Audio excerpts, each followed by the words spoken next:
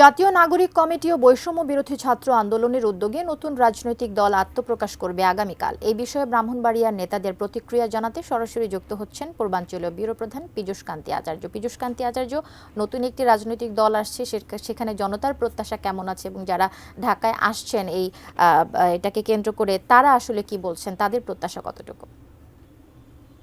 ধন্যবাদ। আপনি যেমনটি বলেছেন যে এই নতুন কমিটি গঠনকে কেন্দ্র করে মানুষের মাঝে কিন্তু একটা প্রত্যাশা আছে এবং আমি এখন আছি ব্রাহ্মণবাড়িয়া শহরের পৌর মুক্ত মঞ্চে এবং এই মুক্ত মঞ্চে আমি কয়েকজনের সাথে কথা বলতে চাই। আসলে আপনাদের প্রত্যাশাটা কি, আপনি যদি একটু বলেন। আসসালামু আলাইকুম, আমি বাইজিদুর রহমান সিয়াম, বৈষম্য বিরোধী ছাত্র আন্দোলন ব্রাহ্মণবাড়িয়া জেলায় ডিসি অফিস কোঅর্ডিনেটর হিসেবে আহত নিহত ব্যক্তিদের নিয়ে কাজ করতেছি এবং বর্তমানে ব্রাহ্মণবাড়িয়াতে বৈষম্য বিরোধীর যে সব কার্যক্রমগুলো আছে সেগুলো আমরা পরিচালনা করতেছি।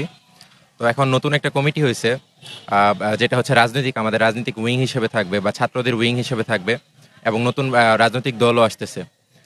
তো বৈষম্য বিরোধী ছাত্র আন্দোলন থাকবে একটা ভ্যানগার্ড হিসেবে জুলাই গণঅভ্যুত্থানের।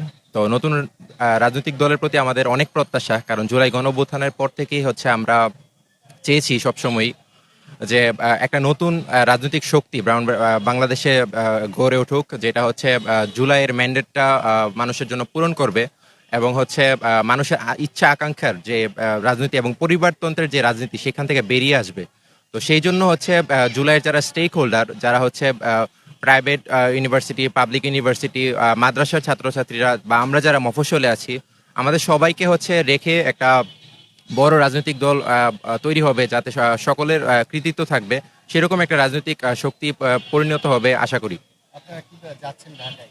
জি, অবশ্যই। ব্রাহ্মণবাড়িয়া থেকে আমরা যারা বৈষম্য বিরোধী ছাত্র আন্দোলনে আছি, আমরা স্বপ্ন দেখি নতুন একটি রাজনৈতিক দল হবে, যেটা মানুষের ইচ্ছা আকাঙ্ক্ষা পূরণ করতে পারবে এবং জনমানুষের যে আকাঙ্ক্ষা সেটা বাস্তবায়ন করতে পারবে, শুধু মুখের বলিতে নয়, এবং মানুষের দ্বারে দ্বারে পৌঁছে দেবে। সেটাতে অবশ্যই আমরা যাবো ইনশাল্লাহ। ধন্যবাদ। তিনি যেমনটি বলছেন, তারা কিন্তু ঢাকায় যাচ্ছেন এবং তাদের যে প্রত্যাশার কথা আপনি শুনছেন। তো এই ছিল আমার কাছে ব্রাহ্মণবাড়িয়া থেকে সর্বশেষ।